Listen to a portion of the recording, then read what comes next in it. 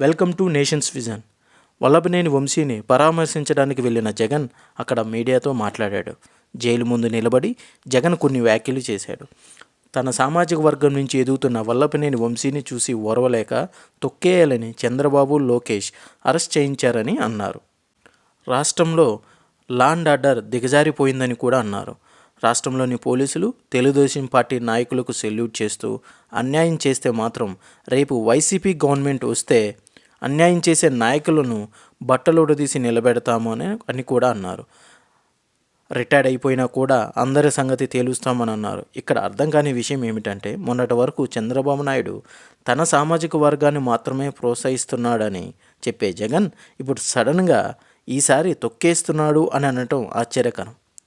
వల్లభనేని వంశీ వైసీపీలో ఉన్నప్పుడు మాట్లాడిన తీరుతో పోలిస్తే టీడీపీలో ఉన్నప్పుడు కొంచెం పద్ధతిగానే మాట్లాడేవాడు. వంశీని ఇప్పుడు ఎందుకు అరెస్ట్ చేశారో జగన్కి తెలియదా?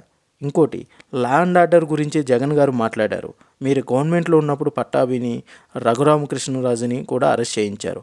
అప్పుడు లా అండ్ ఆర్డర్ బాగా పనిచేసింది. వంశీని అరెస్ట్ చేస్తే పని చేయటం లేదా? ఇది జగన్ మీరు చేస్తే ఒప్పు, వేరే వాళ్ళు చేస్తే తప్ప. అదే కాకుండా పోలీసులను కూడా బెదిరిస్తున్నారు. ఇలా మాట్లాడటం చాలా తప్పు.